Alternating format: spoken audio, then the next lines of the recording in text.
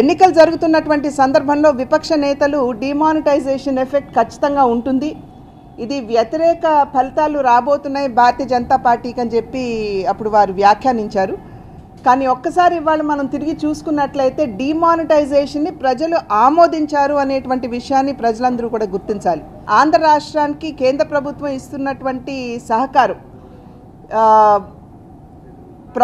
వాగ్దానం చేసినటువంటి మాత్రమే కాకుండా వాగ్దానం చేయనటువంటి వాటి మీద కూడా దృష్టి సారించి ఏది అడిగినా కూడా ఆంధ్ర రాష్ట్రాన్ని అభివృద్ధిలో అగ్రగామిగా నిలపాలి అనేటువంటి ఆలోచనతో ఇస్తున్నటువంటి సహకారాన్ని రాష్ట్ర ప్రజలు కూడా చూస్తున్నారు, గుర్తిస్తున్నారు అని చెప్పి మేమందరం కూడా భావిస్తున్నాము.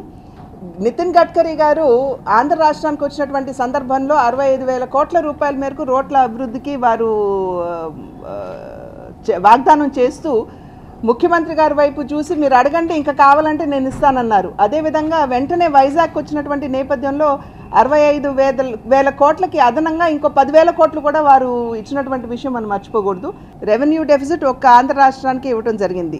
వెనుకబడినటువంటి ప్రాంతాలకి ప్రత్యేక ప్యాకేజ్ ఏదైతే ఉందో విడిపోయిన తర్వాత అది బ్యాక్వర్డ్ రీజన్స్ డెవలప్మెంట్ గ్రాంట్ అని ప్రతి ఒక్క రాష్ట్రానికి ఇస్తారు. కానీ దానికి అదనంగా ప్రతి జిల్లాకి 50 కోట్ల రూపాయలు సంవత్సరానికి ఇవ్వటం ఇది ఆంధ్ర రాష్ట్రానికే చేస్తున్నటువంటి విషయం, ఇస్తున్నటువంటి సహకారం. ఇవాళ ఆంధ్ర రాష్ట్రంలో జరుగుతున్నటువంటి అభివృద్ధి ప్రతి ఒక్క కార్యక్రమం, మరుగుదొడ్ల నిర్మాణం కావచ్చు, రోడ్ల నిర్మాణం కావచ్చు, మరి నీరు చెట్టు కార్యక్రమాలు కావచ్చు, పంట సంజీవిని కావచ్చు, మన్రేగా ఏ వెల్ఫేర్ స్కీమ్ తీసుకున్నా కూడా కేంద్ర ప్రభుత్వం భారాన్ని భరిస్తుంది. అన్నిట్లో కూడా కేంద్ర ప్రభుత్వం యొక్క భాగస్వామ్యం పెద్ద ఎత్తున ఉన్నటువంటి విషయాన్ని ప్రజలు గుర్తించాలి.